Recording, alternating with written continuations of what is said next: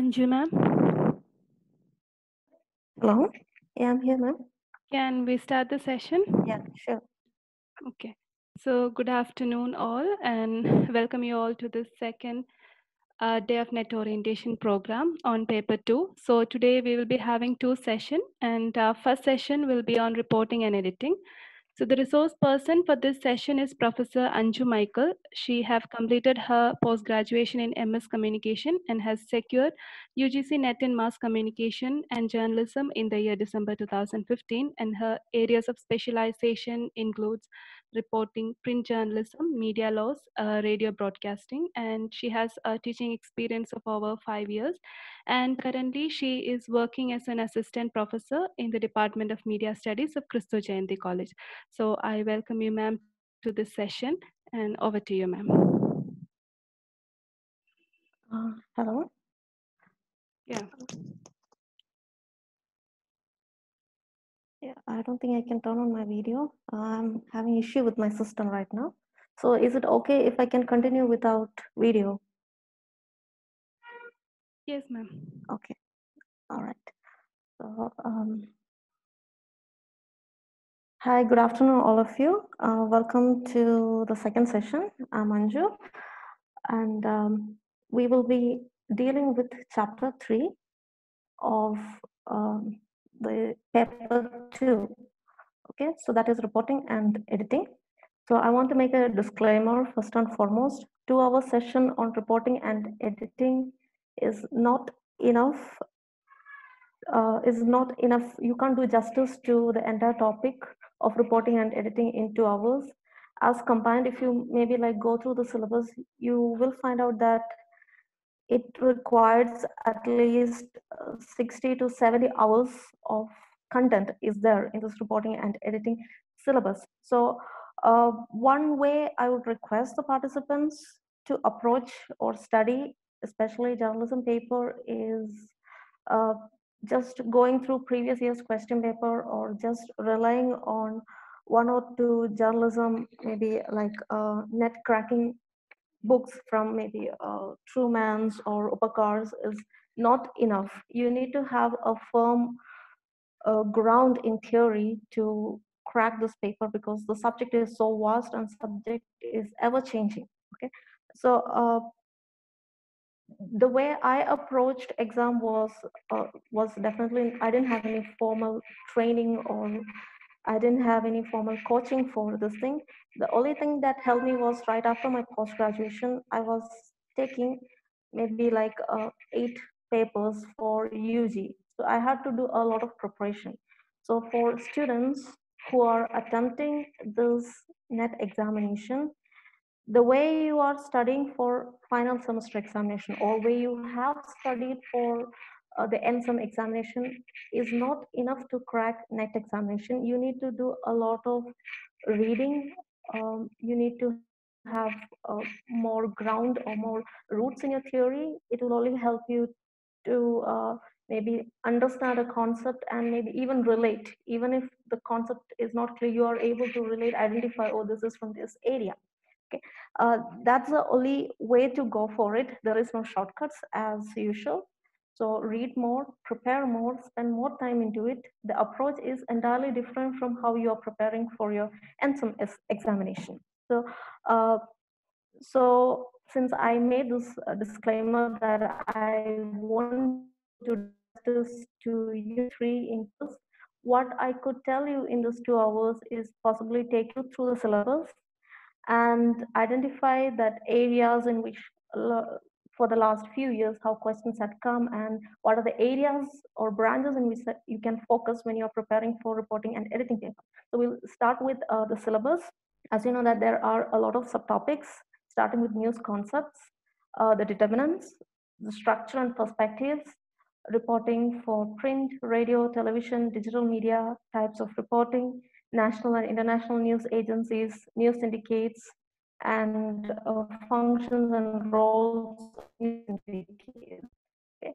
Then there is again this concept of writing for print, writing for electronic and digital media. This is a new topic which is recently added, translations and transcreation. So we will also look into it. editing and presentation technique for print, television, and digital media, journalism as a profession, reportage of contemporary issues and ethics in reporting, and moving on to critique of Western news values, effect of new technologies on global communication theory, as well as niche reporting. Okay, so yesterday, maybe when you were studying or going through chapter 1 or unit 1 of paper 2, you understood that there is, you might have also gone through the concept of journalism, where you understood journalism maybe in terms of its relation with communication. So when you are understanding the concept of news, that is one of the first subtopic, we are trying to understand what is journalism and what is its relation with the concept of news. So journalism, we can say, is an end product, or sorry, we can say news is the end product of journalism, and journalism is a process where news is being created or news is being disseminated. We can't say news is being created. Okay? So we are understanding journalism as a service.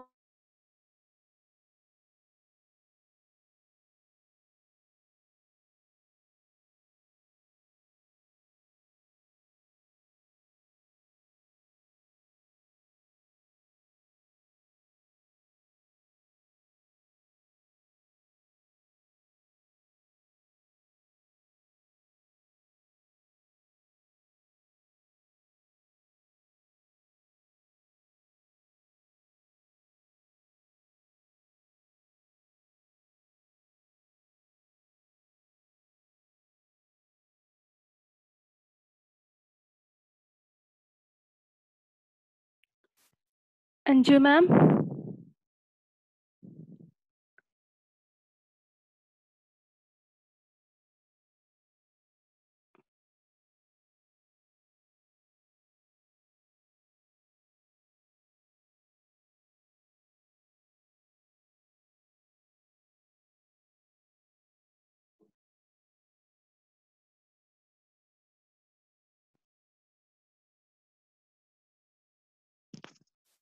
I think there's some technical issues.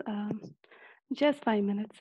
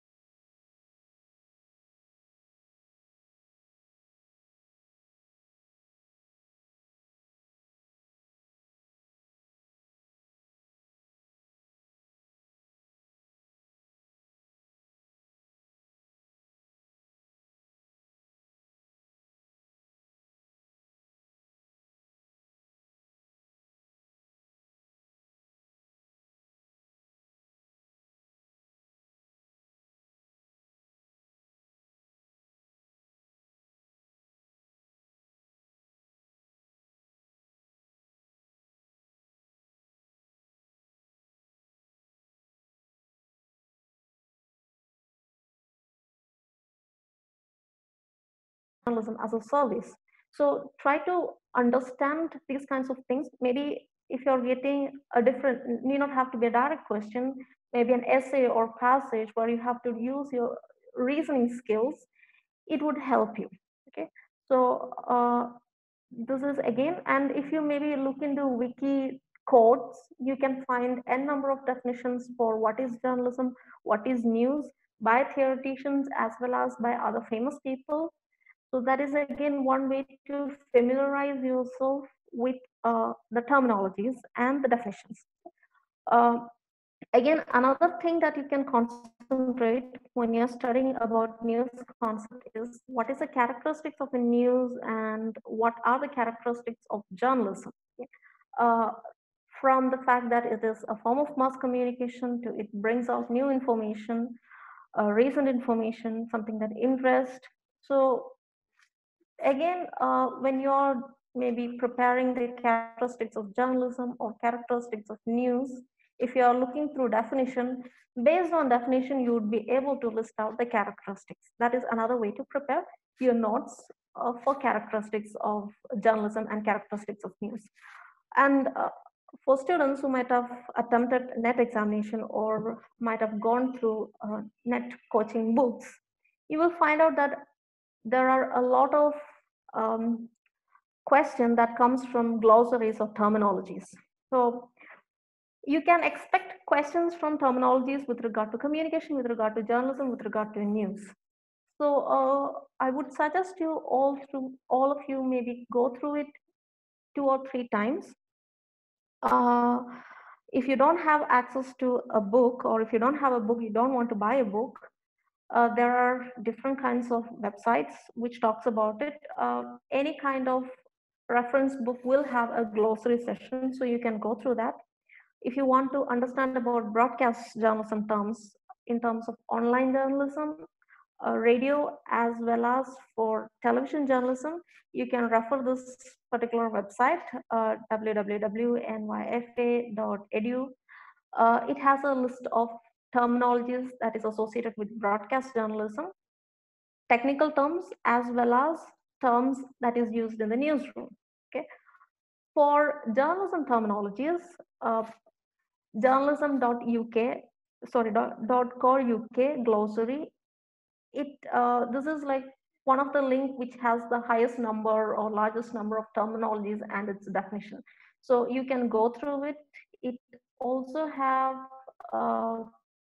concepts which is not particularly associated with print journalism or communication, but also technical terms are there. So these particular links would help you if you want to understand or learn more about the glossaries, or familiarize yourself with the glossaries of journalism as well as news. Okay. Moving on to, okay, now I would like to ask you a question. This is again based on the concept of glossaries. So participants, if you can maybe unmute, raise your hand. Okay, give me the answer. What is the last line of a paragraph appearing on the first line of a column of a text code? Okay. Participants?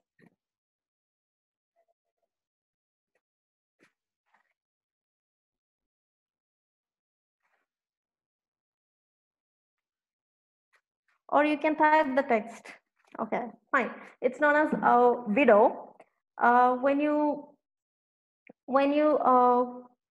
go through the glossary part, you'll find out that a lot of terminologies are there. Like, for example, you know what is a blurb or what is a bulldog. So a lot of words we are familiar in our common day-to-day life will have a different meaning when it appears in context.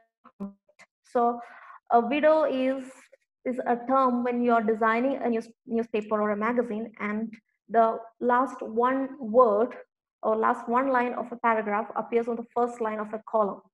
Okay. And there is also an orphan. So you have two columns and one line appear on the second column alone, standing alone, and rest of the word or rest of the paragraph is in another column. So that word becomes an orphan.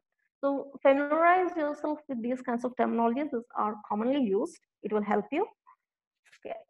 Okay. Moving on to concept of news, you can also find ethical questions about debated topics of what is news. So one of the prominent debated topic about what is news is, there are a few theoreticians, academicians who says that journalism is reporting facts. And then there is another set of people who say that journalism is telling the truth. Like Noam Chomsky said, the duty of journalist is to tell the truth. Okay, so it has, even in the contemporary time, it has created a debate. What is journalism? Is it just telling the facts, or is it just telling the truth? Especially in post-truth era, how do you verify facts? There are a lot of misleading alternative facts which are available. This is a simple question like, as a journalist, what are you supposed to say? That sun rises in the east and sets in the west, or sun neither rises or sets, it's just the earth rotating and revolving around the sun. What should a journalist say is debated.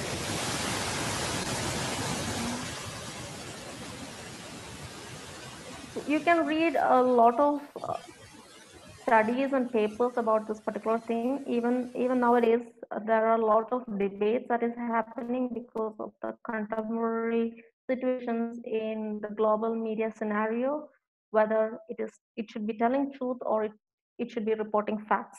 Okay. Moving on to the next subtopic is the concept of news elements.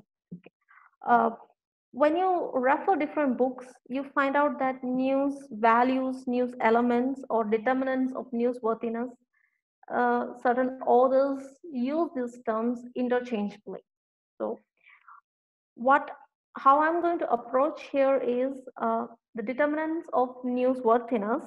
I'm terming them as news elements.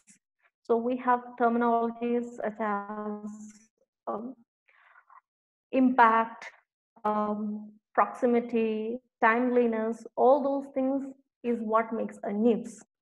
Uh, so this, I'm terming them as news elements for your understanding. So we'll call it a determinants of newsworthiness. What makes a news worthy? We find that any new or novel things makes it a news. Like for example, a fever. Nowadays, a fever is making a news because it's a novel virus. Okay, anything that has a personal impact on a on a on a particular person, like if it is important to me, it is news for me. Or similarly, if it is important to a community, it is news for a community. Okay, hyper-local phenomenon or local news, grassroots level of journalism is coming back. It is making an impact. Money, business journalism, financial journalism, crime, sex, conflict, whether it can be government versus people, countries versus countries, environment versus human. So any kind of conflict is something that creates news, and religion is again making headlines, disasters and tragedy. Certain times, unusual things makes news. Similarly, we can also find out nowadays minorities or underdogs are also becoming news. One of the example is the Black Lives Matter, the campaign that is happening in across the world. Okay, the people who are considered as underdogs, once they raise their concerns, it is becoming news. Okay? So determinants of news are these factors which decides whether it is a news that is worth sharing with other people or it's just a piece of information. Okay. Now, news values. What I consider in this particular PPT as news values are the ethical standards that is expected of a journalist.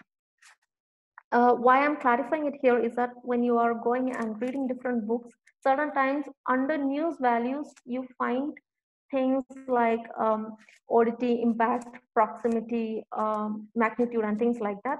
Certain times under news values, you find things like authenticity, transparency, fairness, truth, and things like that. Okay, so for your from my perspective, for this class, I'm segregating it. That is news elements, and this is news values. Again, different authors will have a different point of view or different approach to it. Uh, both could be right. Okay. So when you're looking at news values, these are some of the news values from the BBC list, which I'm sharing. We give importance to truth and accuracy, impartiality, and the next one is inclusiveness, that is diversity of opinion, integrity and independence of a journalist, integrity and independence from their own personal bias, from the government, from the corporates, from the company that they're working. So all these things comes under integrity and independence, serving the public interest. So rather than focusing on making money, you should be focusing on giving back to the society. fairness. How can you bring fairness in an unfair, misguided, or misinterpreted society is one of the challenges that journalists are facing right now. Uh, these days, one of the debated topic is the respect of privacy inversions into privacy. Okay, and next aspect is human right, protecting the right of the vulnerable, minorities, children. Uh, so these things are also considered as one of the news values in nowadays, and accountability to the audience. You are answerable, you have to be transparent, you have to be accountable for every single word that you are putting across to the audience. So there are many more depending upon different organizations. Even if you go through PCIs, you can find a list of values that journalists should follow. So you can refer different organizations, reputed organizations, what are the core values which enhance the professionalism of journalism in that particular organization. That will help you to understand it. Okay. Okay, moving on, I would also like to discuss one particular news value which is debated in the contemporary time, that is the concept of objectivity in news. Okay, well, in this contemporary scenario, uh, a lot more journalists are saying that objectivity cannot be incorporated into news. We have heard, and old school journalists have said that your report has to be objective, it has to be fair. Okay, but nowadays we hear more about giving factually correct and fair report and sidelining objectivity. So you can read the news or news articles which are coming up which talks about objectivity to get a clear picture. I'll brief you here why there is this concept against objectivity or subjective thing is one of the concept is we are living in a post-truth era. So let's take what is happening in United States right now with regard to Black Lives Matters, and many of the colored journalists are saying they are not able to report objectively because reporting objective is somehow, you know, enhancing the white privileges. So that created to a debate about the concept of objectivity within the news. So let's say, uh, again, this is an ethical perspective. If the president is saying it's raining outside, okay, and the vice president is saying it's raining outside, and you're looking outside and it's sunny, should you be saying that the president is saying it's raining outside, or should you tell the truth? Should you take a stand? So that concept, that particular fact leads to debating the concept of objectivity in news. Read more about it. You will find out you will find out the entire argument about the concept of objectivity versus subjectivity in news. Is news has been there for a long period of time, and nowadays it's coming back. So you can read a little more about it. Okay? So one aspect, if objectivity is not there, one aspect that journalists are focusing nowadays is fairness in reporting. By how can you be fair in your reporting is taking into the human right aspects and also being transparent from where you're getting the source and how you are covering this information. So this is also one of these two are one of the debated news values in the contemporary period. That's the reason why I stressed upon it. Okay. So okay. So could you please like read this question and tell me what do you think is the answer? I'll give you 2 minutes time to read it. Actually, you won't get 2 minutes if you're taking the examination. You should be able to read and find the answer in 50 seconds.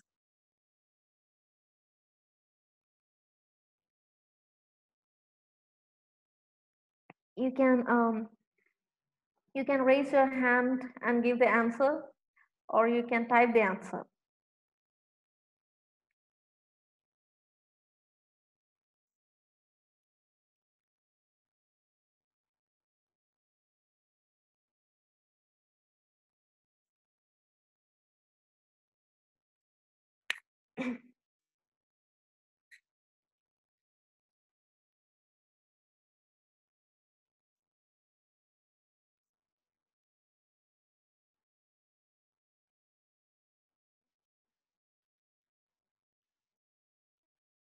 Are you reading it?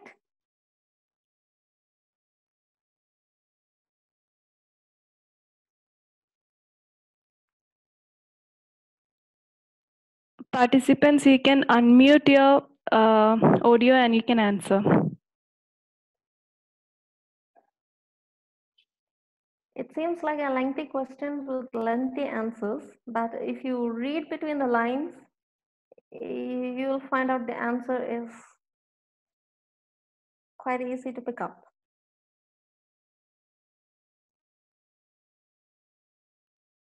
So they have written two statements saying that newspapers should be based on fairness and accuracy.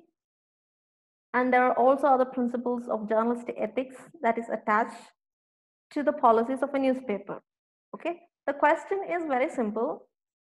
Why are newspapers more engaged in yellow journalism? So anything that is not in association with journalistic values and journalistic ethics is the answer.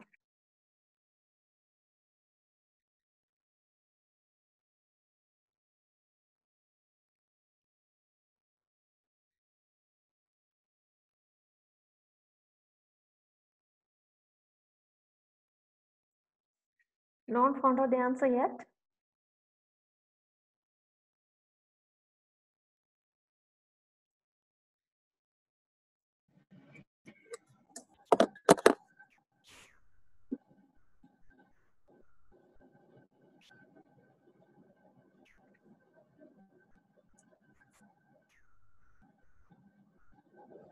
No answers?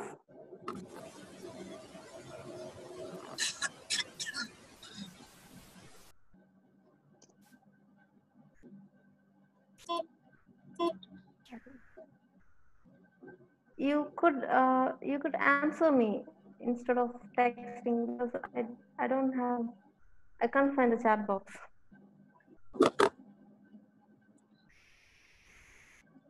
Okay. The answer is C, if you have answered, because let's look at the first question. It says that newspapers adhere to the defined code of journalistic ethics. And why are newspaper engaging in yellow journalism? It's definitely not because they are adhering to the code of journalistic ethics. Okay. It is not because they want to look good in the society. Okay? The government wants a newspaper to add. That is not the answer. And it is definitely not the answer that masses are impressed by yellow journalism. So you can omit the answers and find out that, okay, confidence of the mass in the newspaper can be built only if there is a rational or pious editorial policies in day-to-day life. So they are saying that they are adhering to journalistic ethics to build a confidence in the mass, but you know, it's just a front face. That's what the answer is. Okay. Moving on to the next topic, that is the structure of news. In your UG and postgraduate papers, you have studied about structure of news. There are a number of books about structure, about reporting, which deals with what is the structure of news. So we know that there are different ways of presenting the news content, and irrespective of which way you're presenting the news content, there is always these elements in a news. One is the lead, that is the first paragraph or paragraphs of a news story. So if your lead is maybe two paragraphs, so first paragraph is the lead, and what all things you're putting up in the lead. Maybe it's a teaser, maybe it's a question lead. There is a backup of the lead. You should establish the things that you have put up in the lead in your subsequent paragraph. Okay, that is the backup of the lead. There is always a nut graph. What is a nut graph? It is a brief summary of the news. Okay, certain times there is a lead quote. It need not have to be there in all the news content, but we know that news are usually made up of the statements which are given by other people, not because of our imaginations and things, but there are again news which is made up of facts and data interpretation. But if it is based on any event that happened, we will have quotes from people. So you should have a lead quote, an impactful quote, the impact. If you have maybe the information, the summaries and information which you have put up, you need to answer why or how in an elaborate manner. Okay? And you should have a compelling or a good conclusion or ending to the news. Uh, so there are again different ways of news perspective, okay? Irrespective of what you are writing, which topic you are writing. Uh, we know that over a period of time, uh, why exactly we are writing has changed. Okay, it is changing and it is evolving. So this is again, there are some kind of subcategories of journalism, approaches of journalism, uh, with a specific agenda or with a specific goals. There are many more to it. I'm just listing out a few of it here for you. You can look into it. So when you're looking into these types of these list of journalisms, you can expect questions based on any of this time, based on, for example, who is the person behind tabloid journalism, okay, or which year or which era was associated to with it. Or you can even find questions like which come first. You have to write it in a sequential order, from what was in the beginning to what was the latest one. So look into those aspects. Maybe I can brief you through a few of the things. Community journalism is a news perspective for the benefit, for the impact of the community, development of the community. Citizen journalism is something which is gaining popularities nowadays. Okay, it has been existing for a long period of time, but it is gaining popularity these days uh, with the advent of internet and mobile and frequency of mobile phones. Okay, then you also have advocacy journalism, where journalists are taking a stand. There are an n number of publications which are advocacy magazines or advocacy newsletters, like Down to Earth is a magazine. They are not saying Earth is flat or global warming is a hoax. They are standing for a particular cause and they are very transparent about that cause.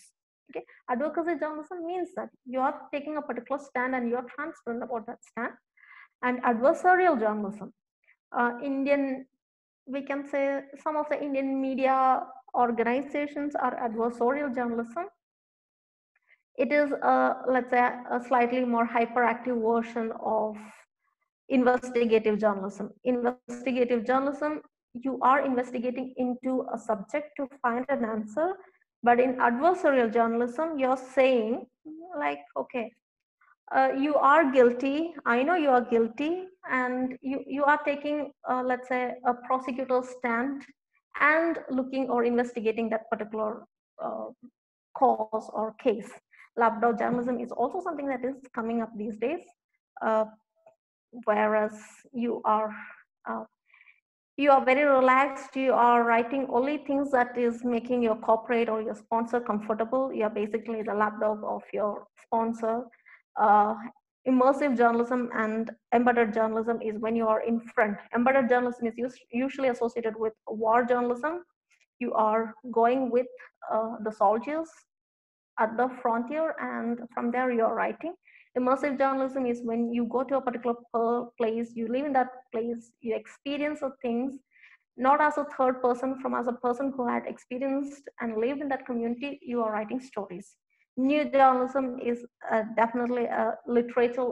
When a literature aspect is brought into journalism in 1970s, uh, that created to a new writing style known as new journalism. Precision journalism or data journalism, data-driven journalism, is a little more scientific and research-oriented journalism, research-oriented news stories. Stories are not based on just events that happen. Stories are based on interpreting the data that is in front of you, and you're giving importance to precision. Investigative journalism, you know what it is. Journalist is looking into, or rather than just reporting what is happening every day, they are taking time to investigate and try to figure out what exactly happened. Gonzo journalism is again something that has come up in the end of last century. This has both literary as well as non-fictional element. Okay, So Gonzo journalism is mostly written in first person perspective, like a story. Uh, Again, a storytelling element is highlighted. Uh, there are certain criticism against Gonzo journalism that it can be, because it's written in a first person narrative and it has so much of literary element, certain times the facts are diluted in Gonzo journalism. Mug journalism is the commodification of news, we can say, where you are getting content, same content everywhere, like junk. So let's say that um, you have a celebrity wedding across different platforms. They are using the same pictures, same captions, same content over and over. Like you have a same outlet of same new, like it's not even like a great piece of news story, but very trivial information is sold or let's say sold to a mass number of people. Market driven journalism is again another variant of uh, consumerism, or sorry, capitalization of news, where you are writing stories that is beneficial for your certain companies, for your advertisers and things like that. Tabloid journalism is yellow journalism, and then again there are many more approaches towards journalism. It would be like difficult to find one textbook that covers all of it. But if you keep updated, if you keep listening to the discussions about the changing trends in journalism, you can pick up new types and new perspectives, which is coming up in news dissemination. Okay, and okay, this is again textbook content about how exactly you are structuring news. You have hard stories and soft stories, futuristic stories, columns, follow-up stories, curtain raisers, editorials, engagement stories, enlargement stories. So uh, when you are looking into these aspects of hard stories and soft stories and different types of news structuring, uh, give more importance, make sure that you read any book which gives you detailed content, because you can get questions uh, based on any specific part of it. So soft stories, hard stories, we know what is features, but there are different kind of subcategories within it. There are different types of editorials. Okay, you can even read about what are the different types of features and how features are different from articles. So read a little more and make sure that your understanding about the structure and perspective of news is not superficial. That is a key to crack net examination. And again, some of the reference that you can do is types of news writing. Uh, book deals with different types of news writing with a critical analysis of it. Maybe you can find in any library. I don't think ebook is available. Maybe you can check the Google Books also to identify it. Okay, and then there are again a number of education websites that deals with this thing. Refer foreign universities websites as well as Shoggen, uh, because there are a number of research articles which is published on the news structure which are in detail. Okay, so use these platforms to get more information about. So uh, last, if you have to Hello, ma'am.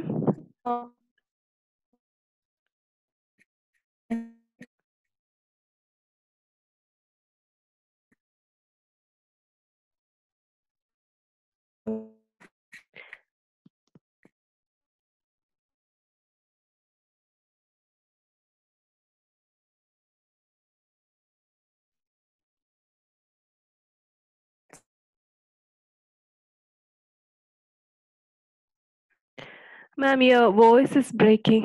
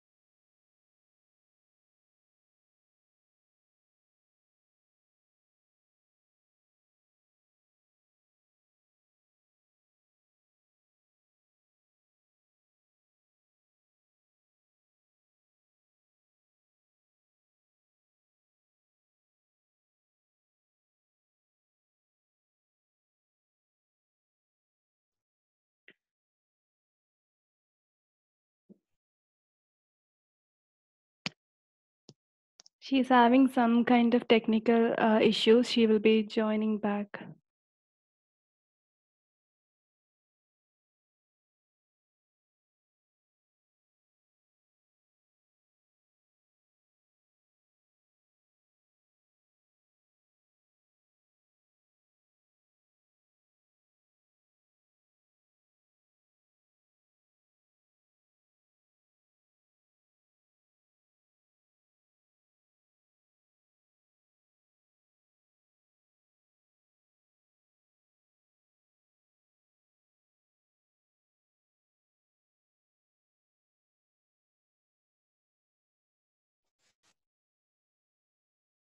I'm so sorry. I think I'm facing some network issues here.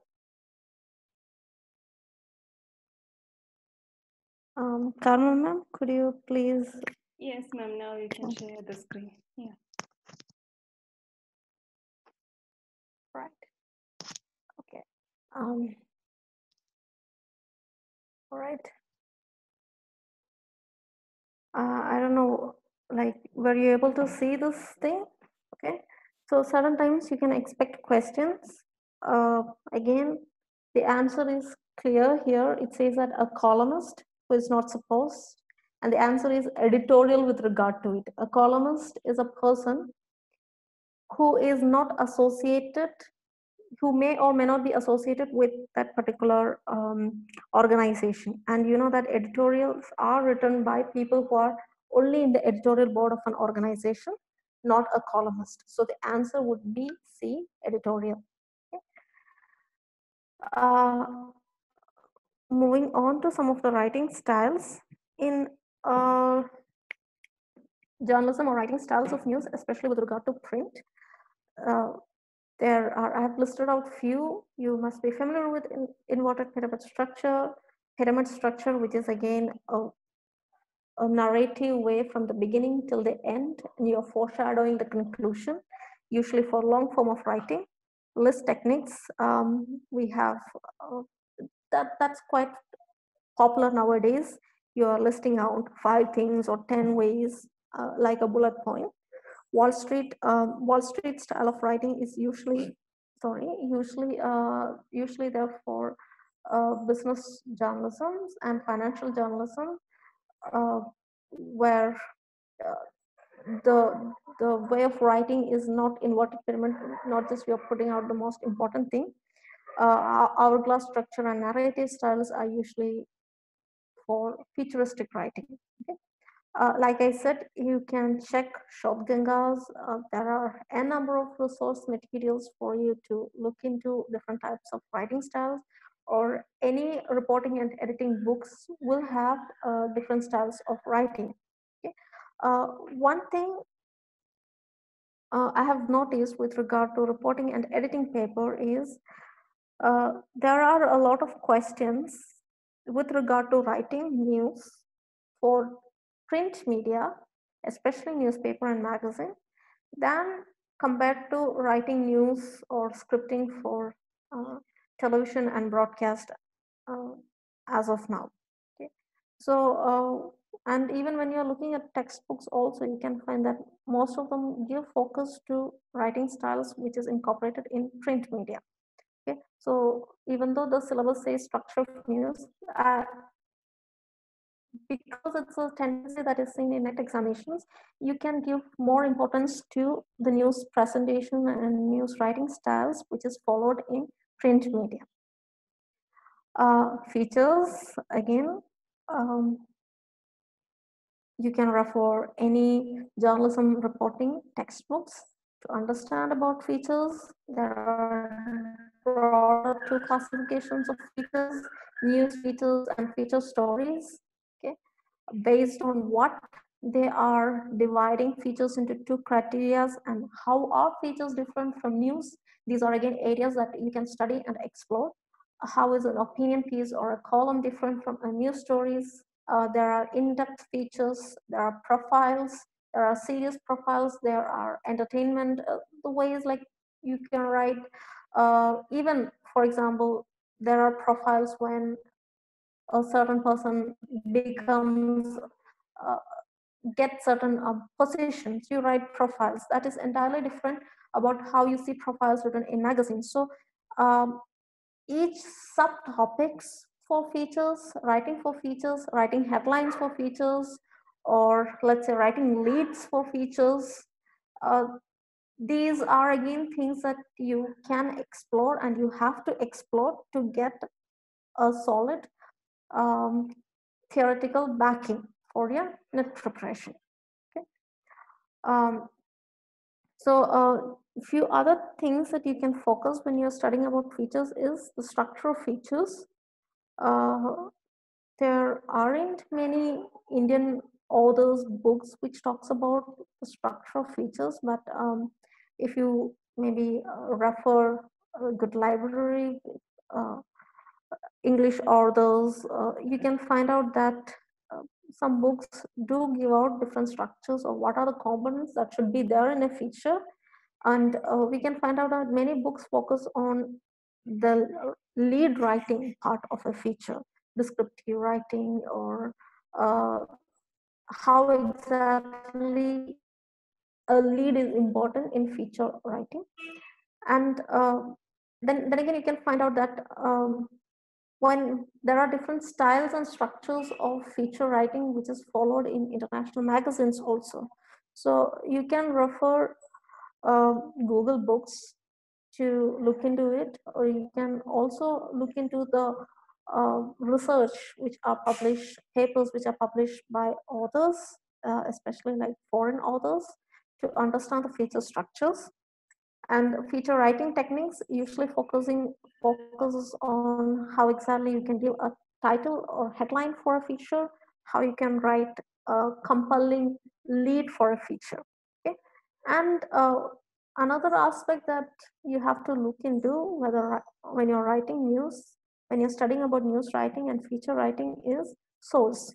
Okay, or which are your primary sources? Where can you find your primary sources? And how will you verify the source? A news story is as good as its source. So in a contemporary world where we are getting a lot of information from online resources, how can you verify these resources? You can find questions that challenges your ethics based on the sources also. Yeah. If you solve few years question papers, you can find such kinds of question, and there is a possibility that such kind of questions can come from the concept of source for news. Um, Again, please go through it and see how exactly you will answer it. Authors often opinion that it is difficult to write the first paragraph of a story. How would you overcome this problem? So this is again with regard to formatting or process of writing. Please read the options and find out an answer.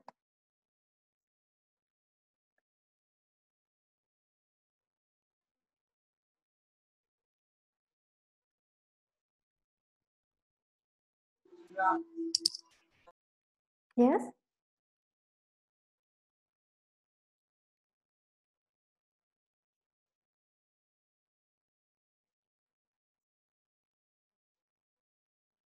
Answer B. C. Okay. Okay, some of you said it's B, some of you said it's C. Okay. Well, the question is, when you're sometimes you get this kinds of questions where everything you can write the story in any way, right? So the answer to such kinds of question is the answer which is more close to the theory. Okay? Even though it says that how would you overcome this problem, your style of writing would be different from others, but it says that how exactly maybe different textbooks have said. So when you are writing a story, you have to find out the information. You should have a blueprint in your mind that how exactly you will be presenting the story. You are going and collecting information, you are verifying the information, and you are presenting the information. So you should have a structure in your mind. Okay? So the answer, when you find such kinds of question, is obviously you should have a basic structure of narration. You should have an idea how exactly you're writing it. Okay?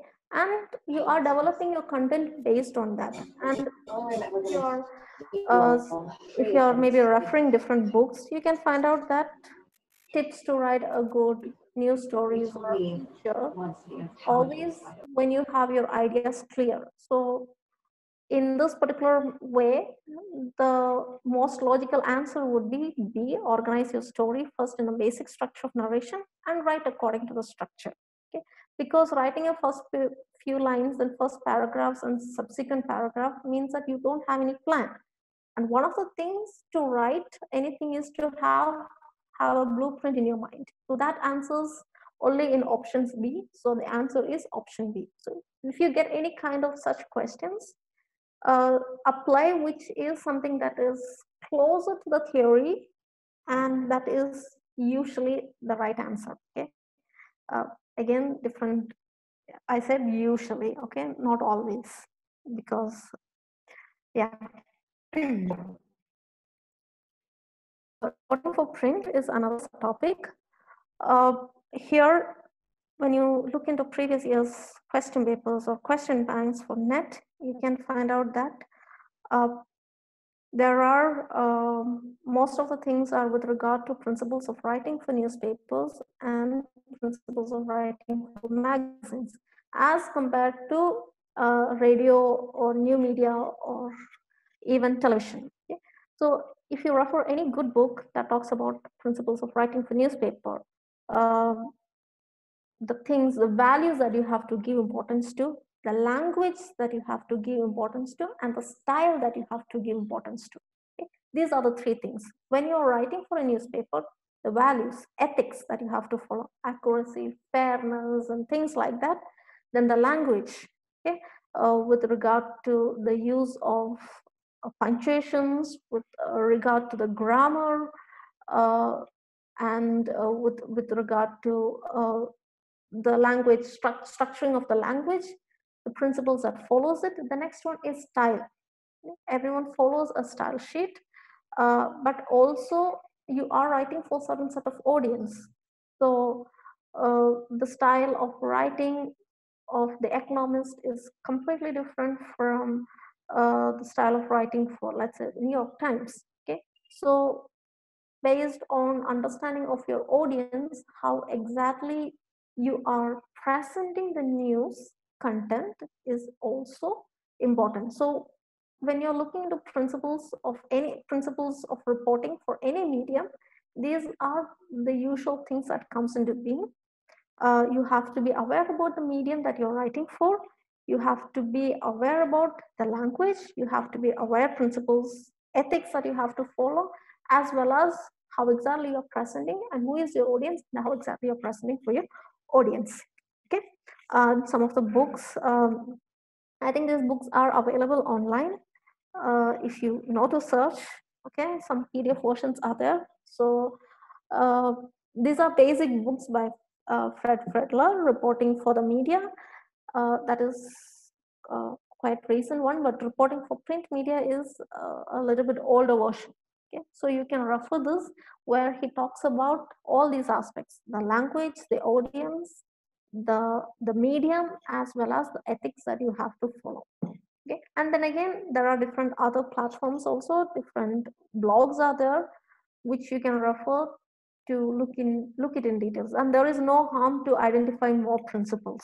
That makes your knowledge more solid. Okay. Okay, the next one is when you are reporting for radio. Like I said, there are questions with regard to radio programs and radio formats, which had repeated in NET examinations, but comparing to that, reporting styles and reporting features for radios are very less. Okay? That does not guarantee that you don't have to study this thing. It is there in syllabus. Maybe this year they have decided to ask questions on reporting for radio. So, so just don't omit it. But it is comparatively less as compared to other kind of questions from radio or television.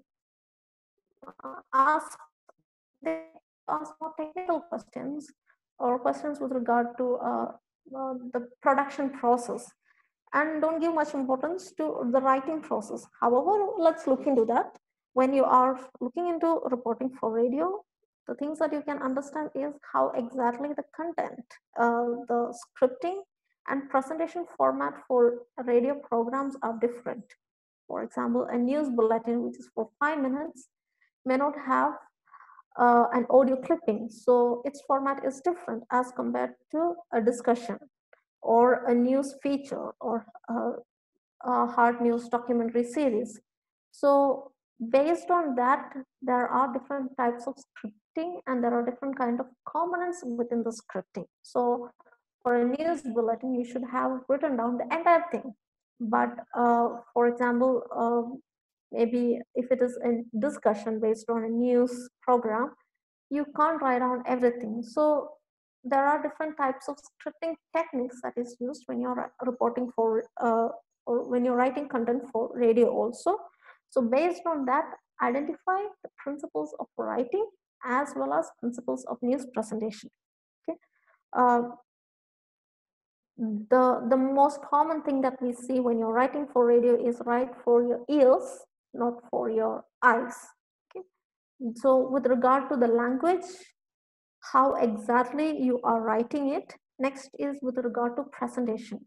So that is from the audience perspective. So instead of saying the former and the latter, you may have to repeat things. Instead of abbreviating things, you may have to use the expanded version every now and then to make things easier for the audience. So the scripting principles, you have to look into the writing aspect, the language part of it, and the principles of radio news when it comes to presentation, looking it from the point of view of the audience. Okay.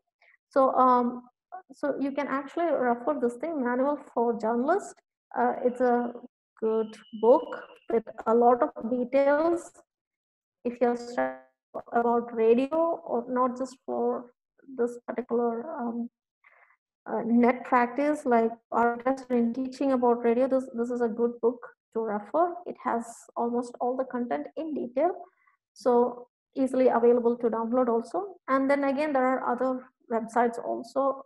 Again, please look into content, universities notes and universities resources when you are referring to it, rather than just going and checking out any blog. All right. Moving on to reporting to television, like I said, we find a lot of questions with regard to production techniques and production sequence for television programs, but a lot less question with regard to writing for television. However, like radio, you also have to look into different types of television news programs, starting from news bulletins to news debates, news discussions that we have. So the way of presentation is different. The way of scripting for each type of news is different. So you have to look into that aspects and identify how exactly you can script it. So should it be an elaborate, elongated script, or should it be just a running order script? And what are the components of a script? Okay. And like like we looked into radio, you also need to study, like for example, principles. When you are looking into the principles of reporting, look in terms of language. So it's an audio visual medium. How exactly you're presenting the language part of your script, as well as the presentation aspect, as well as the editing part also. So it's a news package. You are not just looking at the script of a news, you are looking at news as a news package. And what are the principles that you have to follow when you have an audio, visual, as well as text element, and you're reporting it to the audience. Okay. Some of the content is you can refer Basic TV Reporting by Ivor York, and Techniques of Television News Writing and Production by Regina. This particular book is available in ResearchGate. If you have an account, you can download it. And like there are again content about television news journalism and other things in other schools notes as well. Okay, so you can refer these things to develop your notes. Yeah. So these are the kind of stories that this is again a repeated sorry, this is a question that had come up in 2017 or something like that. So it's time for you to answer it. It's a very simple question.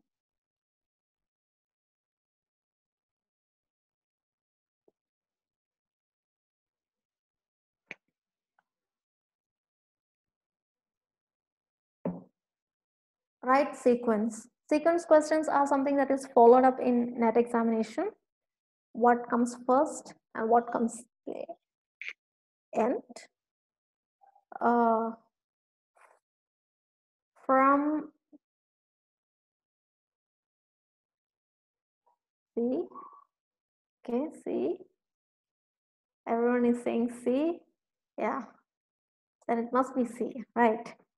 So talking about sequence questions, certain times you might find questions like I said, you have authors, you have books from authors. So certain times you will get questions like, which are the books that come, write it in the right sequence, which book came first, or which theoreticians say this thing, how exactly this thing developed, and all those things. So you can definitely go through some of the famous uh, theoreticians and academicians in the field of journalism and news, and don't ignore dates also. That's what I'm trying to say.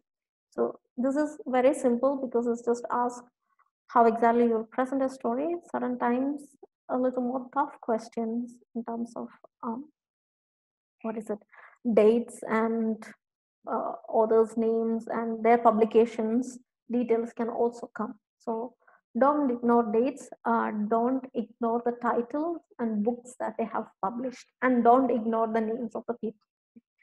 All right, moving on to reporting for digital media.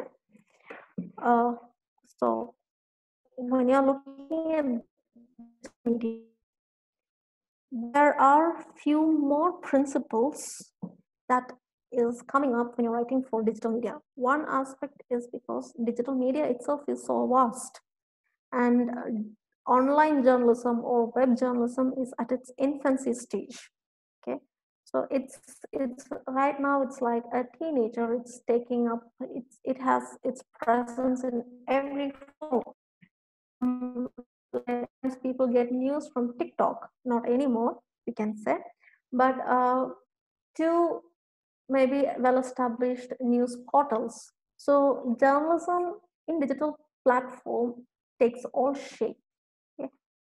So when you are writing for a digital media, you have to look into the characteristics of the web itself, the principles of the web. So when you're writing things, the basic principles of journalism, such as accountability, transparency, all those things are necessary. Along with that, you have to look into the technological aspect of it. So you need to have search engine optimization when you're writing a content. Okay? How can you do a search engine optimization? How can you link the content? What about the mapping part of it? So the technological advancement is, journalism is embedding, or let's say incorporating the technological advancement into its storytelling format. So that aspect has to be looked into. And let's say 10 years ago, the way people used to get news is different from how we are getting news. We used to have it in a, like 20 years ago, the news was in a PDF format. You can't interact with the news. It's just like reading a book in a PDF format. But nowadays, you can interact with the news. You are clicking, which is the most important story. You can click the hyperlinks, or you can comment on the story. Okay? And the aspect nowadays, we are getting it on our mobile phones. So the adaptability of the medium, the adaptability of the content, the scannability, how much can you read, all those things has to be taken into consideration when you are developing or when you are writing for web. So um, you have to look into the components of online journalism, and you have to understand the different digital platforms. It's an ever growing, evolving platform right now. So keep in touch with the the articles that are being published, the debates that is happening. There are a lot of online forums where you can find content with regard to it, and some of the books, like again, some of the reference content and articles, uh, like writing for news. So it's pretty much good. And cyber journalism is a huge PDF where you can find almost all aspects of web journalism. So go through it. Along with language, the technology and the medium is also important when you're reporting for digital media. Okay. So another subcategory is types of reporting. Uh, you can refer any books. You can find out that reporting can be classified maybe into 3 types based on the medium: online reporting, broadcast reporting, or print reporting, to subjects and areas of specializations. Okay, as well as based on the approach: in-depth reporting or interpretative reporting, investigative reporting. Uh, so these are the approaches based on, remember, like I had shown you different types of journalism, perspective of journalism, that is approach-based reporting. So you can look at things in this way, identify. Even under print, there are subcategories. Even under broadcast, there are subcategories. Under subject, there are a number of subjects which is coming up nowadays. It is like niche or super specializations is happening in journalism. So you can look at that as well. Approach based. Nowadays, journalism as a part of activism is also coming up. So approach based also, a lot of changes are happening. So these are the 3 basic criteria. I've given you examples. You can look at it in detail. Okay. Yeah, this is again a previous year's question. No, some of the options have changed, but few questions were, the question was there in 2017 or 18, I believe. Okay, please give me the answer. Example of an investigative journalism. C. Okay, C. The interview of CBI. Interview of CBI. Okay. D. Many are saying D. Okay. Why I put up this question is, this is, like I said, this is a question that came up in one of the net examinations. Okay. The answer is Tehelka expose. The other one, C, is not the answer because C is an interview. Okay. An interview is not an investigative journalism piece. Investigative journalism piece is something that you have built upon interview. You have analyzed it, you have substantiated it. It's much more than just a piece of interview. That's the reason why interview is not an investigative journalism. Okay, but Telka is exposed. They have done a number of stories. Okay, even Cobra Post has done a lot of stories. That is the online version of Telka. Sorry, online sister publication of Telka. Their stories are investigative. That means they have gone through a lot of reports. They have talked to a lot of people. That means they have conducted more than one interview and collaborated, collected all this information and wrote and exposed the information. Okay, that's the reason why it is considered as an investigative story, whereas an interview is not considered as an investigative story. Okay, so another reason why I put up this question is, you can expect such kinds of questions based on contemporary things that is happening. Okay, if any big news organization is making a news, their story itself is making a news, you can get such kinds of questions, also expect such kinds of questions also for your net examination. So read newspaper also, right? Answer was D. Okay. Moving on to news agencies. Okay. Some of the news agencies in the country, there are regional news agencies. I've not listed, but they are not very popular also. Okay. Press Information Bureau, It's controlled by the government of India, Press Trust of India, UNI, ANI, Hindustan Samachar, again, one of the organizations. So studying about news agencies, you have to understand who owns it. For example, Press Trust of India, it's a collaborative effort. Okay, Free Press of India was the first Indian-owned news agency in the country. So you have to understand the significance of this particular thing. Press Information Bureau was introduced by the Britishers. Then we scrapped it. Then we have the first Press Commission saying that it has to be brought back. Then it's brought back. So understand the historical aspect of news agencies. What are the kind of when they were established, years are also important. So what if you get a question that talks about arrange it in the sequence and orders and things like that, and also who is running it as of now.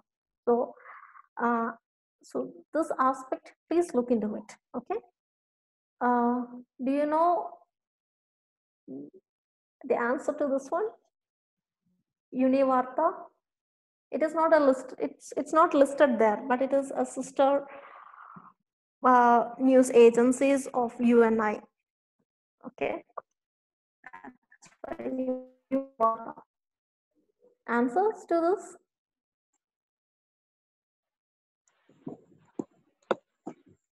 Dates are important, years are important. Okay, so no answers? Okay. E.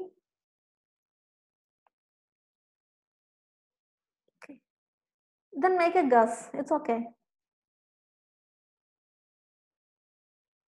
B. Okay. You're not sure? Praveen? B. No. A. Okay. So, okay, like I said, dates are important. The answer is A. It was in May 1981. Okay, Univarta is, whereas UNI is an English new press agency, Univarta is the vernacular version of it. So it started its sister establishment in 1981. Okay. So try to understand the dates, remember the dates also when you're preparing notes. International news agencies, okay, I have listed out quite some. There are many more. So the first four, okay, AFP, AP, Reuters, and UPI are the top most news agencies in the world in terms of number of journalists as well as in terms of their bureaus and revenues. But there are other news agencies also which are important. For example, some of them I have not mentioned, whereas you can find there is a collaborative news agencies from African region, from Latin American countries, like South American countries, from Europe. So such collaborative news agencies are there, but they are not as established as AFP or Associated Press or Reuters or UPI. Okay, Russia's is TASS, China's is Xinhua, then non-aligned news agencies pool. So during the Cold War, and then again the debate that almost all the news comes from the west to the east, the India and other non-aligned countries established non-aligned news agencies pool to counter the flow of news from the west. So its significance, you can look into it. Associated Press Service, so it's also it's from Pakistan. So India's neighbors press agency is also something that you can look into. Korean Central News Agency is from North Korea. That is the only way that the world is getting official news from North Korea. From Sri Lanka, you have Lanka, uh, and Syria's news agency is HNM. Okay, so why I put up few things is some countries like North Korea, Syria, and even Russia has the least, and China has the least press freedom, and most of the time we get their official versions through these news agencies. So conflicted areas, most of the time, if it is having a dictator or an authoritarian government, most of the news is from their official news agencies. So in that way you can familiarize. Another thing that you can look into is when you're looking into international news agencies is that there are major criticisms against international news agencies. Because they are well established, the kind of news that you're getting is almost the same. So there is no alternative version of it, like Associated Press or Reuters or UPI. They carried the Western propaganda. Okay, and so in terms of establishing cultural imperialism and things like that, they are criticized. In terms of money making also they are criticized, but they have their own advantages also. So when you're studying about international news agencies, look into the debates of why we had a non-aligned news agency pool and what are the criticism against international news agencies. Where are these news agencies headquarters, or from which area they are coming, when they are established. This aspect is also something that you can look in. Okay. And another thing is news agencies as well as syndicates. So other than depending upon news agencies, many are having syndications or tie-ups or collaborations with other publications. Whereas news articles and columns are made available to the members. So New York Times News Service is one thing. Guardian News Service, like I think both Guardian as well as New York Times have a tie-up with the Hindu, because you can find many times stories which appear in Guardian or stories which appear in New York Times coming up in the Hindu newspaper. So that is a part of tie-up. And similarly, the news that is covered by other organizations, like for example, like Hindu is carried in the other, let's say, international publications also. So one syndicate from India is the Indian Times Syndication Service. What are the advantages of these kinds of syndicates in terms of sharing resources, in terms of minimalizing the capital, and getting maybe like you don't have to send a reporter there, you have already a finalized story which is coming to you. So that is some of the advantages of syndications. Talking about syndications, you also, like news organizations also depend upon freelancing as well as stringers. Freelancing, they don't have any kind of tie up with the organization. Freelancers are paid per piece or paid per words based on the collaboration or based on the agreement that they have with the organization, whereas a stringer is having association with that particular organization. But stringer is not considered as an employee of the organization. So whenever something happens in that particular area, they make use of the stringer to get authentic information or to verify the source and things like that. So other than employees, these are some ways that news organizations get information. Okay. Okay. Writing for print and digital platform. Okay. This is again something that I want to stress upon. From reporting and editing, you can find out like UGC net examinations. Okay.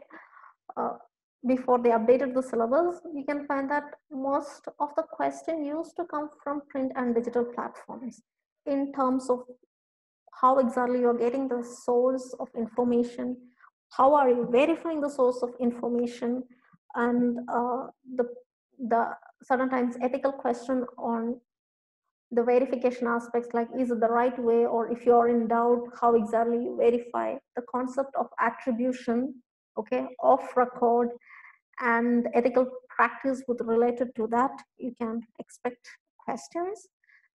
When you're writing for print and digital medium, another aspect is characteristics of news articles, editorial. There are many books, there are many resource articles which are available online, which talks about tips, okay, which talks about writing tips, okay, the ways to write in news articles or editorial columns and things like that. Go through it. Most of the things are repeated, most of the things are based on the principles itself, but you can look into it, you can identify what is that one characteristic that makes news different from editorial, news different from article, and article different from feature. So identify these things and build up your notes, okay? And as well as headline writing, okay, and types of headlines. In this particular syllabus has not specified, but you can see a number of questions with regard to headline, not just the writing styles and format, certain times in terms of designing. So when you are writing a headline, what point should it be? So the technical aspect of designing, the size of a headline, the formatting of a headline in designing can also be certain times asked. Okay. For example, in a digital platform, a headline is a link that takes you to the story. So identify these things, read about it. You can find questions, you can find materials about different types of headlines in any reporting books, okay. You can find out about the designing aspects, the typography and other things in any books that is talking about typography or designing. You can club it together and identify its relation with news and build up your notes, okay. Okay, this is something that new that is introduced, is translation and transcreation. I will segregate, I will like differentiate what is the different, what is translation and transcreation. Transcreation is something that has to be used when we are conveying an idea, okay. Translation is literally replacing one word in one language to another one, okay. So maybe we use Google Translator as something. So what they are doing is they are not understanding the context, the bigger context of it, or what exactly the syntax or what exactly that particular word mean in that particular community. They're not trying to understand it, they're just replacing it with the synonyms, or it with with another word in a correspondent language, okay. Transcreation, on the other hand, it looks into both the concept of the language in that particular story has developed in, it looks into its cultural background, as well as then try to recreate or use the apt word in another language that can convey almost a similar meaning, okay. It's more or less the same. You're taking one thing from one language, let's say from Hindi to English translation, but certain times when you just translate, the meaning is lost. In transcreation, you are looking into the context and the aspect of the culture, as well as the context and the importance of language, why exactly that particular word is used, and try to use an apt word in another language to recreate its meaning, okay. So transcreation, when you're looking into translation and transcreation, two aspects that you have to focus is like copyrights with regard to copyright laws, the adaptation, it's an adaptation of a work, and the well, when you're looking at copyright laws and things like that, transcreation is not something that has been used. So transcreation creation is more or less with regard to the adaptation as well as translation to it. You are taking consideration of the concept, the culture from which it originated, and the culture to which it is being communicated, as well as the importance of copyright laws. So this aspect is something that you can look into. This is again a newly introduced topic. Okay, so we have another 20 minutes. I will go fast. Okay. Few questions that used to come in terms of writing for media is the concept of readability and legibility. Readability is how easily people can read and understand a text in terms of comprehension. Legibility is mostly in terms of design, like the ease in which you would be able to identify each and every characteristics. Okay, so let's understand it in terms of like you might have written something in your examination. You're not really sure what is the answer. You wrote something, and after you got the answer script, you are reading it and you think that okay, it makes no sense. What did I write? That even though you can read the content, it makes no sense. It is not conveying the message. Whereas let's say you're sleeping and writing something, there is a legibility. Like when you wake up, you won't be able to read the content because the handwriting is bad. Okay? So that is the difference between readability and legibility. There are different types of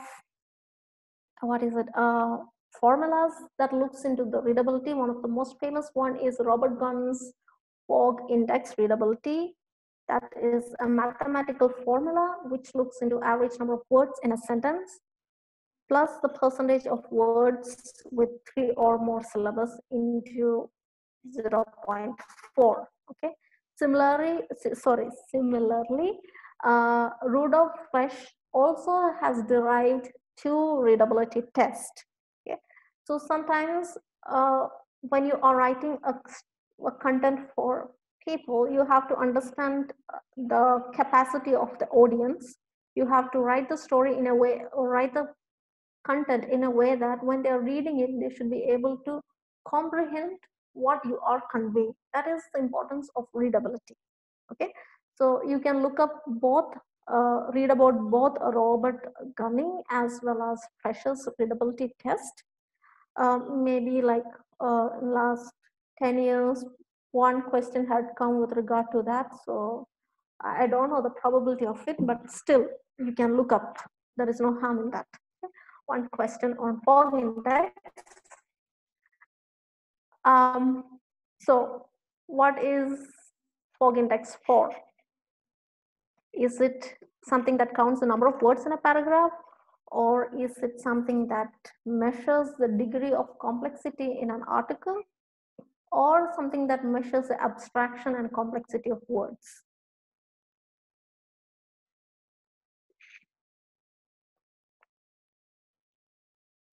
Answers? Okay, I gave the answer C.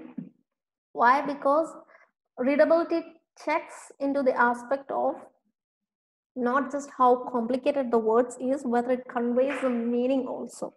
So readability index, usually 6 in a readability index scale is good. Like that means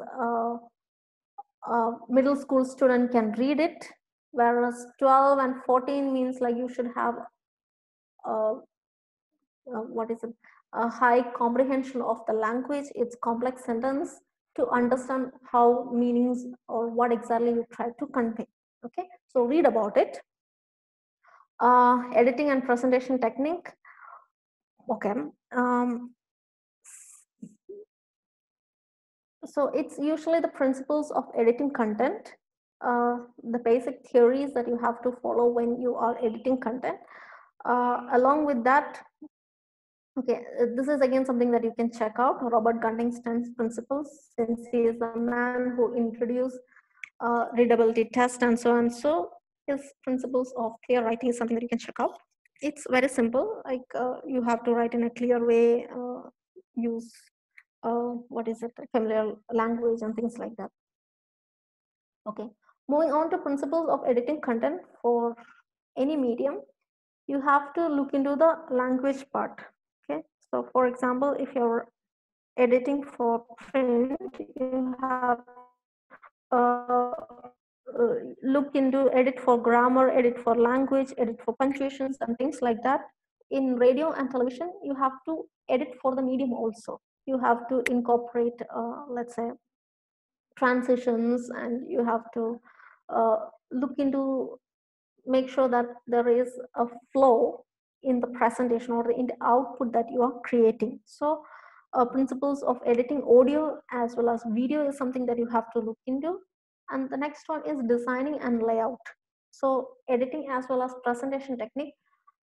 There are more questions in terms of like designing and layout part. Most of them are from typography itself. So like look into the anatomy of a typography, what is an X height or what is one pica, etc. So certain times, how exactly you are designing the output in a newspaper, if the color bleeds and things like that, that aspect is also sometimes repeated in the paper. Okay, so so just look into it, that it is assertion and reasoning question. Editing is a lost art in print journalism, and there is a reason for that. These days, language precision is not a qualification for recruitment by newspapers. So what is the answer?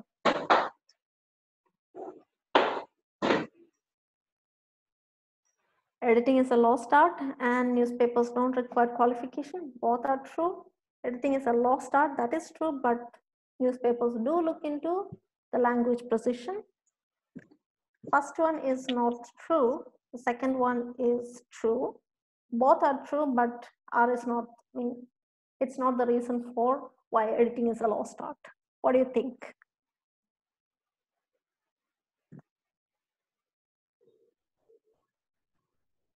Okay.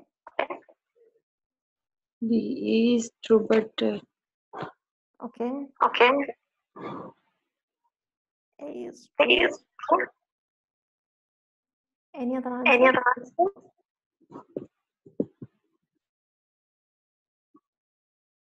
A is A false. is false. Okay. Okay. Right. Right. Um, the answer is B. If you want to go to a newspaper organization, you definitely need to have a command over language because you have to write. Okay, so language precision is important, but editing is a lost art. Okay, in print journalism, editing is not just editing for the content and all those things. Many times you have different, maybe sub-editors or someone who is looking into it. They may not be looking into the design aspect. So the answer is editing is a lost art, but if you don't have a language, if you don't know to write, you can't work in a newspaper organization. Okay, so it's still a qualification that is looked by the recruiters. All right, journalism as a profession.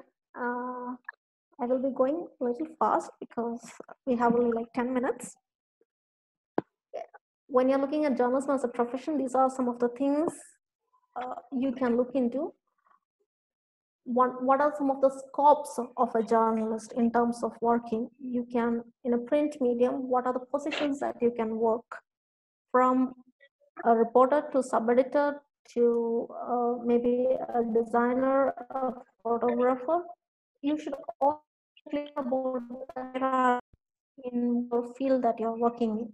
Similarly, in a radio station or in a news channel or in an online organization and platform, what are the scopes that you have? Today's scopes goes beyond just writing or just designing. It is much wider. For example, data journalism or immersive journalism. You are creating a lot more thing. You are a web designer as well as a storyteller. So professional scope of a journalism is something that you can look into. Next one, journalism as a profession. You can expect questions, or there were questions with regard to skill sets required for a journalist. So you should have a command over language. You should be a good communicator. You should know, if you're working in a television organization, you should know how to handle a camera. If you're a photographer, you should have that basic skill sets that is required. Next one is the professional qualities. So along with the skill sets, you should also have journalistic integrity in terms of uh, maybe fair and accurate reporting, verification of facts. Okay, then whenever there is a conflict of interest, how to resolve it. So these kinds of these kinds of ethical values should also be there. Then professional qualifications. So if you look into Roy Peters Clark's Traits of a Journalist, it kind of deals with professional qualification, sensing, nose for news. You should be able to meet deadlines and punctualities and such kinds of things. You should be a multitasker. So professional qualities, these are some of the areas that you can branch out and look at journalism as a profession and make notes. Okay. Reporting of contemporary issues. Okay.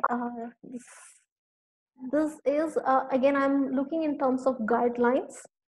So you can look at one of the best source of material for you is Press Council of India's guidelines on how exactly you have to cover information. These are ethical guidelines. When you are covering issues about minors, when you are covering a war, when you're covering a terrorist attack, okay, how should you cover those issues? What are the ethical values and virtues that you have to keep in mind?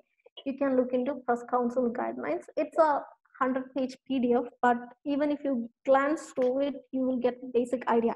But if you don't want to go through PCI's guidelines, which is detailed, you can look at any international or well-reputed organizations. They have their web page where they are saying these are the guidelines that we are following whenever we are covering a conflicted issues or a contemporary issue, even if it is a political issue. Okay. Nowadays we can see like New York Times, they had made a statement with regard to one of the contemporary issues like Black Lives Matter, with regard to the issues of colored people. They have made a statement, so they follow their guidelines. You can look into that aspect. Okay. Moving on to ethics, we had talked about throughout. I have mentioned few aspects of ethics and reporting.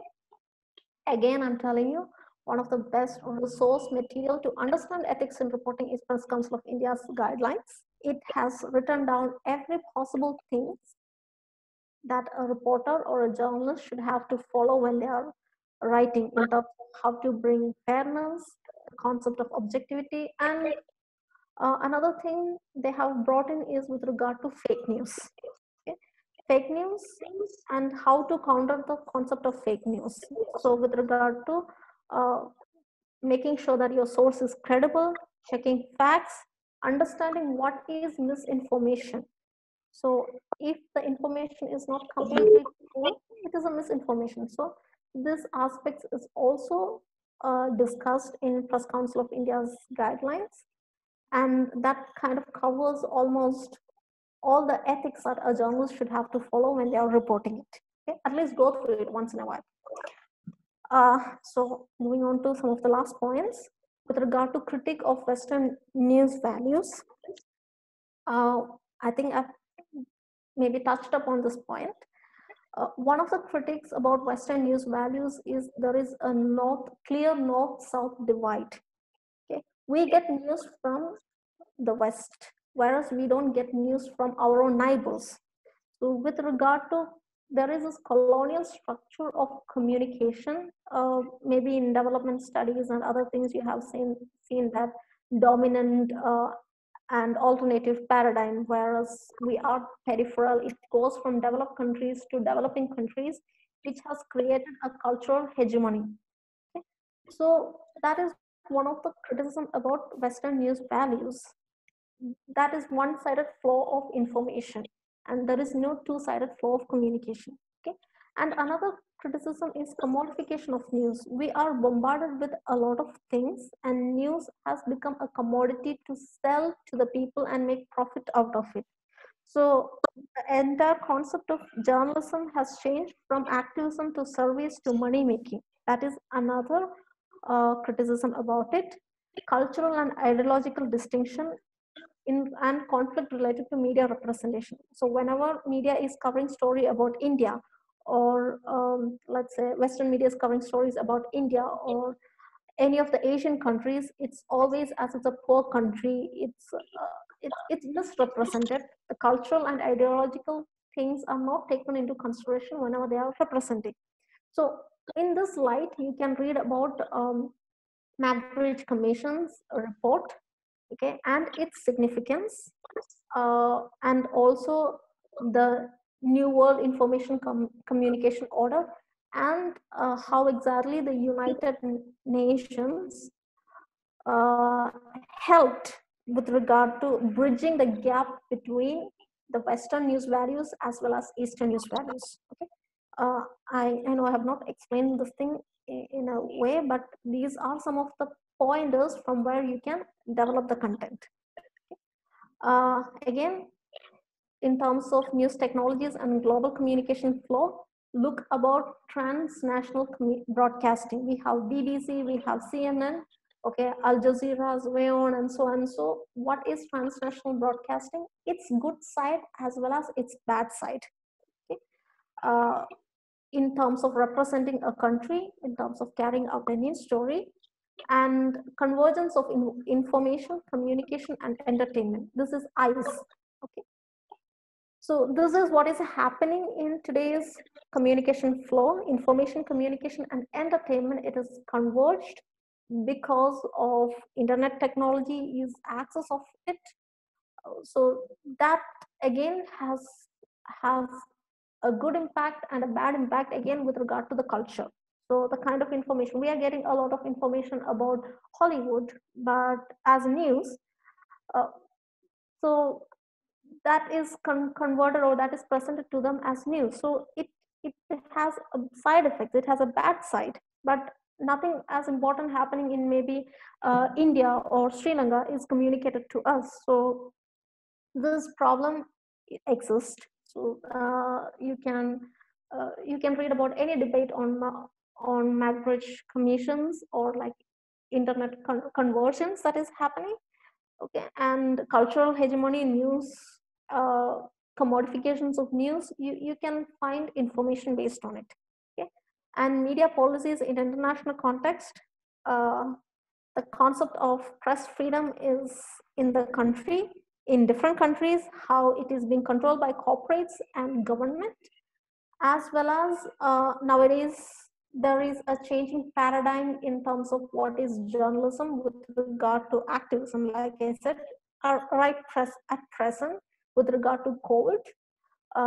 So these are again discussed topics. So what is media policies across the globe and how it is reflecting on India is something that you can look.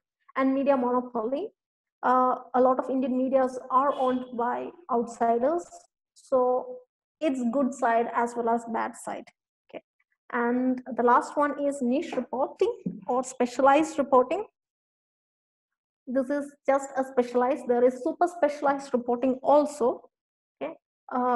Most why I listed of these things are, these are usually repeated, or these are what usually the books carry out under niche reporting: science and environmental journalism, war journalism, political and policy making, development journalism, okay, business journalism. So what you can do is identify what are the characteristics of these types of reporting or these types of journalism, and identify Indian as well as international journalists who could possibly work in this particular field.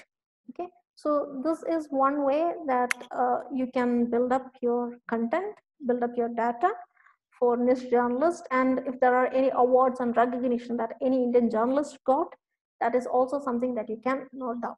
Okay, and some other things that I want to tell you when you're studying reporting and editing papers: familiarize yourself with journalist, columnist, cartoonist, editors, owners, publishers, and their media organizations. Because many times you get such kinds of questions. Okay. And the next thing is read news, understand what are the trends, reporting trends that is happening, and also read academic journals. There are a lot of platforms which are free. So many times you can find questions that is coming with regard to theories or discussion that happened 2 or 3 years ago, which was published 2 or 3 years ago. So don't miss out those things. And with regard to awards, winners of different awards also is something that you can look at. And I have a last question. Again, one question that came in one question paper. So match the following is again another type of question. Okay. Can you identify the answer?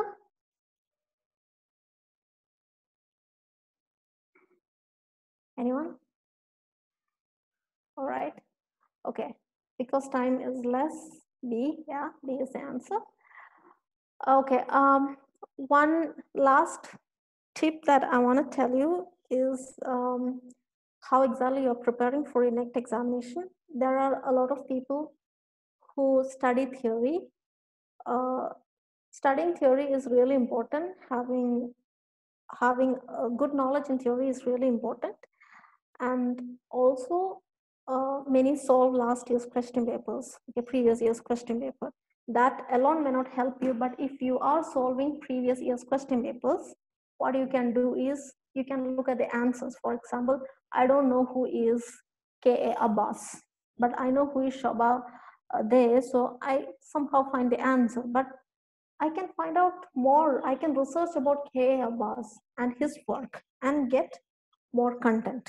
So if you are solving question papers, look at the answers and develop content based on the options that is given in the question papers. Okay.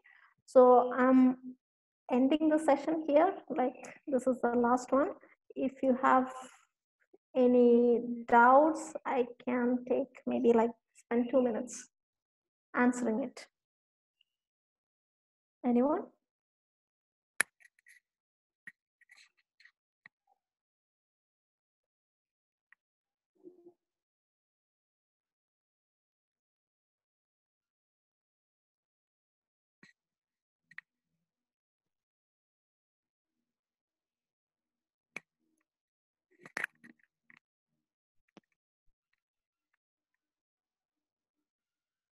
Okay.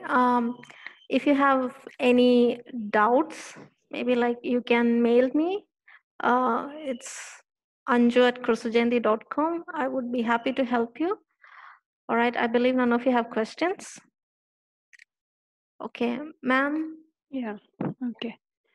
So thank you, Anju ma'am, for this interesting session. I hope this was an informative session for the participant also. And first of all, we apologize for all the technical problems that happen in between. Other than that, I hope this was helpful for you to prepare for your exam. And if you have any feedback regarding the session, you can just write in the chat box, or you can just mail her also, because she will be taking the next session. So it will be helpful for her to go with the next session. So if you have any feedback, you can just tell.